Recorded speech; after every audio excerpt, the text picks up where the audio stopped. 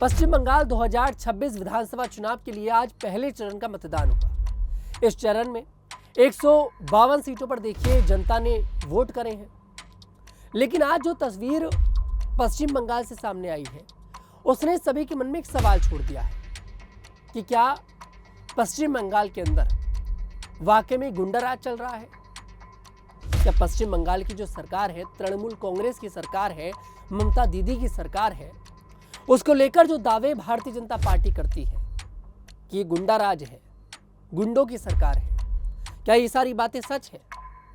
क्योंकि आज पश्चिम बंगाल में एक नहीं, दो नहीं, तीन नहीं, बल्कि कई जगहों पर हिंसा हुई।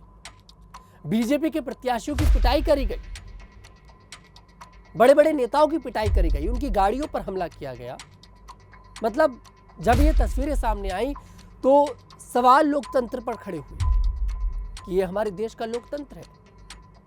ये जो नेता लोकतंत्र की दुहाई देते हैं और इस लोकतंत्र के नाम पर वोट मांगते हैं, क्या ये लोग इस लोकतंत्र के साथ खिलवाड़ नहीं कर रहे? और ऐसा नहीं है कि ये सब कुछ अभी हुआ, थोड़ी देर पहले हुआ, ये सब सुबह से चल रहा था। सुबह सुबह देखिए खबर सामने आती है मालदा से, जहां पर एक बूथ पर टीएमसी के कार्यकर्ताओं को ये पता लगता है कि ईवीएम में खराबी आ गई है।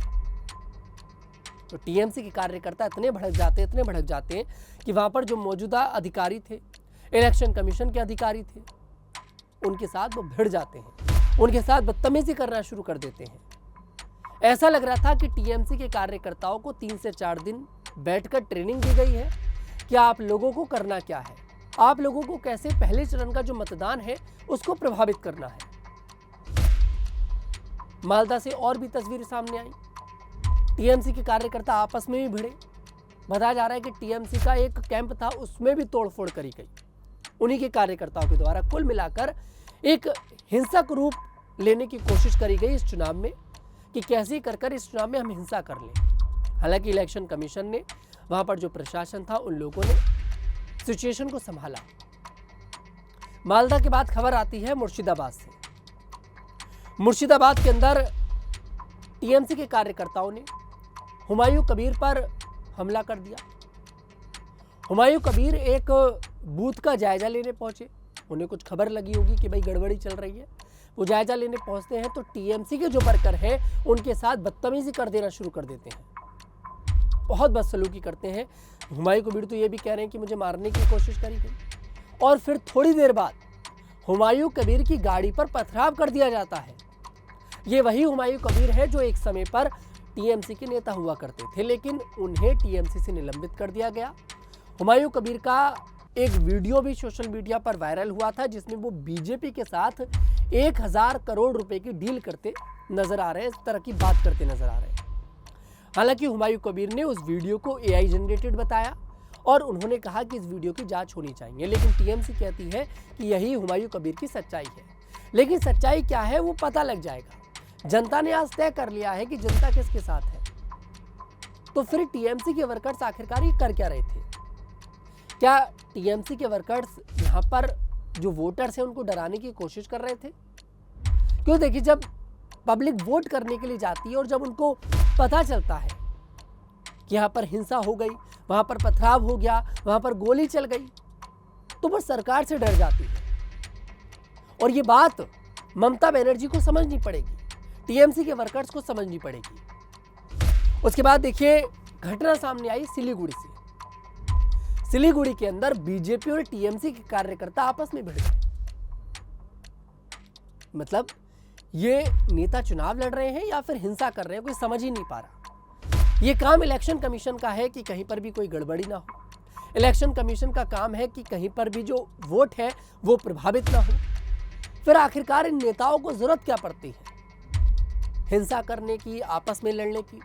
सिलीगुड़ी में बीजेपी के प्रत्याशी और जो टीएमसी के प्रत्याशी थे बता रहे हैं कि इनके कार्यकर्ता भी मौजूद थे। ये लोग आपस में भिड़ गए। प्रशासन अगर मौके पर नहीं होता तो हाथापाई भी होती, पिटाई भी होती और लाठी डंडे घूंसे भी चलते। हालांकि प्रशासन ने यहाँ पर मौके पर काबू पाया और स्थिति को नियंत्रित करने की कोशिश करी। उसके बाद सबसे हैरान कर देने वाली खबर सामने आई कुमारगंज विधानसभा से। कुमारगंज विधानसभा से बीजेपी के जो प्रत्याशी हैं शुभेंदु सरकार, उन्हें दौड़ा दौड़ा कर पीटा गया है टीएमसी के वर्कर्स के द्वारा। शुभेंदु सरकार को एक खबर मिली थी कि टीएमसी के जो वर्कर्स हैं वो बूथ पर कैप्चरिंग करने की कोशिश कर रहे हैं, वोटर्स को डराने की कोशिश कर रहे हैं। वो पहुंचे और पहुंच ही रहे थे कि भैया टीएमसी के वर्कर्स तो आप समझिए कि सड़क पे बहुत मारा उन्हें, बहुत मारा। वीडियो जब सामने आया, वीडियो मतलब कोई मुंह पर मार रहा है, कोई भगाने की कोशिश कर रहा है, कोई गले में पड़े गमछे को पकड़ने की कोशिश, मतलब कुल मिलाकर उनकी पिटाई करी गई। एक सुरक्षा कर्मी उनके साथ था जो उनका पर्सनल गार्ड था, वो उन्हें बचाने की कोशिश कर रहा है, लेकिन वीडियो में साफ देखा जा सकता है कि किस तरह से टीएमसी के वर्कर्स उनके साथ ना सिर्फ उनकी पिटाई कर रहे हैं बल्कि उन्हें दौड़ा दौड़ा कर मार रहे हैं। कैसे कर कर उन्होंने अपनी जान बचाई है वो इस वीडियो में साफ देखा जा सकता है। उसके बाद खबर आती है आसनसोल से। आसनसोल में बीजेपी के विधायक अग्निमित्र पोल की कार पर अटैक कर दिया गया, पथराव कर दिया गया। सोचिए आप लोग, उनकी गाड़ी पर पथराव किया गया। उन्होंने बताया कि भाई देखिए मेरी जान को खतरा है, और ये सवाल अब खड़े हो रहे हैं क्योंकि बीजेपी के प्रत्याशियों के ऊपर अटैक किए जा रहे हैं, तो सवाल तो खड़े होंगे ममता सरकार पर कि आखिरकार ये सब कुछ चल क्या रहा है, क्या चल रहा है ये सब। आप मतलब इलेक्शन जीतने के लिए ये सब करेंगे? आपने काम किया तो जनता आपको अपने आप चुन लेगी, लेकिन ये ध्यान रखना पड़ेगा भैया कि इन चीजों से हिंसा भड़कती हैं और देखिए चुनाव प्रभावित होते हैं, वोटर्स के मन में डर पैदा होता है।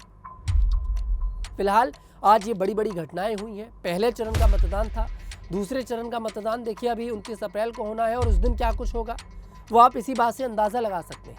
और 4 मई को देखिए इसका परिणाम आ जाएगा, तब पता लगेगा भैया कि जनता ने किसका साथ दिया है। फिलहाल इस खबर पर आपकी क्या राय है कमेंट सेक्शन में जरूर बताइएगा। मैं तनुज दीक्षित फिर आपसे मुलाकात करूंगा, तब तक के लिए हमारे साथ देखते रहिए न्यूज़ 15।